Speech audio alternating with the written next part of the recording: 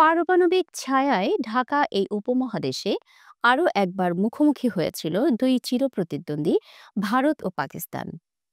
কাশ্মীর সীমান্তে কয়েকদিনের রক্তক্ষয়ী সংঘাত শেষে অবশেষে এসেছে যুদ্ধবিরতি ঘোষণা। কিন্তু এই যুদ্ধবিরতির পরেই উঠছে বড় এক প্রশ্ন: এই লড়াইয়ে আদৌ কি কেউ জয়ী হয়েছে? ভারতের দাবি তারা সন্ত্রাসের বিরুদ্ধে কঠোর বার্তা দিয়েছে। প্রতিরক্ষা মন্ত্রী রাজনাথ সিং বলছেন, এটা কেবল প্রতিরোধ নয়, এক স্পষ্ট বার্তা। অন্যদিকে ইসলামাবাদে উল্লাস। প্রধানমন্ত্রী শাহবাজ শরীফ জানালেন, ভারতের হামলা রুখে দিয়েছে পাকিস্তানের বায়ুসেনা। রাস্তায় বিজয়ের উৎসব। কিন্তু সেই বিজয়ের উল্লাসের আড়ালেই লুকিয়ে আছে ধ্বংসস্তূপ। ভারতের দাবি তারা ধ্বংস করেছে পাকিস্তানের একাধিক সামরিক ঘাঁটি। পাকিস্তান বলছে ৫টি যুদ্ধবিমান মাটিতে নামিয়েছে তারা।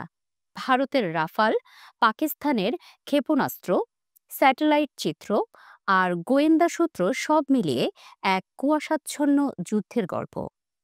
কূটনৈতিক যুদ্ধেও থেমে নেই প্রতিদ্বন্দ্বিতা। পাকিস্তান ধন্যবাদ দিচ্ছে যুক্তরাষ্ট্রকে, আর ভারত বলছে আমরাই আলোচনা করেছি, আমরাই সমাধান এনেছি। এই টানাপোড়েন বলছে যুদ্ধ থামলেও শান্তি এখনো বহু দূরে। এই যুদ্ধের কোনো নায়ক নেই, আছে কেবল অপূরণীয় ক্ষতি। আর তাই উপমহাদেশের ভবিষ্যতের প্রশ্ন এখন কেবল একটাই: শান্তির জন্য কি প্রস্তুত আমরা?